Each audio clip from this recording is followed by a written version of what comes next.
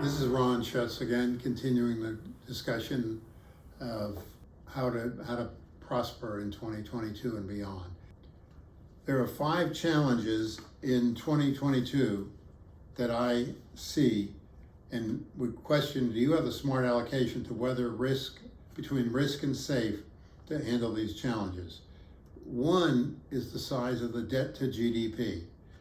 We are at a point that countries in history like Rome ran into problems where bitcoins are very popular, but they don't have any backing of some kind of tangible asset like gold or silver.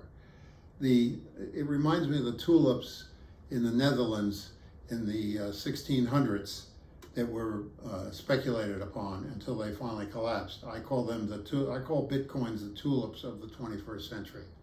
And I know people that have made some money on them, but again, there's nothing except the people that are playing that game, and they're trying to encourage more and more to play that game. The strongest accepted currency, which is backed by full faith and credit, is the US dollar. Now, will that continue? I'm not sure, because there's an enormous amount of arm wrestling that is going on in our country. We have a side that says the government should be the answer to everything, and we're going to take money from the economy. Roughly 1 out of every $4 today is controlled by the US government now in our GDP. That's gross domestic production, which covers everything. Versus we're going to let entrepreneurs solve the problem. You know, the vaccine was developed in a community between, the vaccine for COVID was developed in a community between the government and private enterprise, but it was really private enterprise that solved the issues. And pharmacy did extremely well because of that. The other is what I call Mom and the Federal Reserve.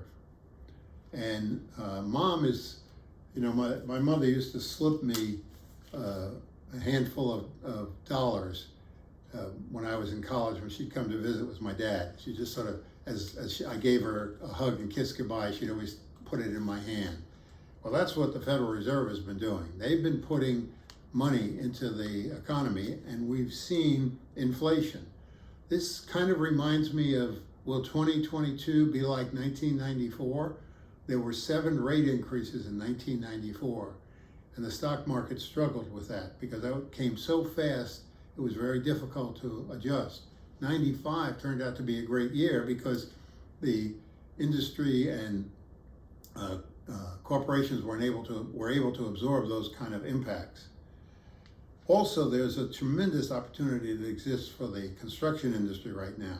The construction industry is being finally blessed because of the denial of money to them is being addressed. And anybody that drives around any place, unless you live in an area in the country where the roads are never run on, recognizes we've really let our infrastructure run with deferred maintenance.